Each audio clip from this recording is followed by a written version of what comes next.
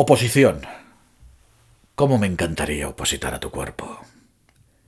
Que dejaras de llamarme Juanito del alma y pasar a ser de una vez Juanito de tu corazón, y de tus ojos, y de tu boca, y de tus pechos, y, ¿para qué callarme?, de tu vientre, de tu coño, de tus suaves y bellas piernas, de todo ese temario adorable y complejo que mueves con soltura y con precisa armonía por las amplias avenidas de la visión, de la lujuria y del conocimiento. Opositar por ti, para opositar contigo contra los muebles y contra las camas. Opositar sobre el césped o sobre el respaldo del asiento de un coche. Opositar donde sea y como sea.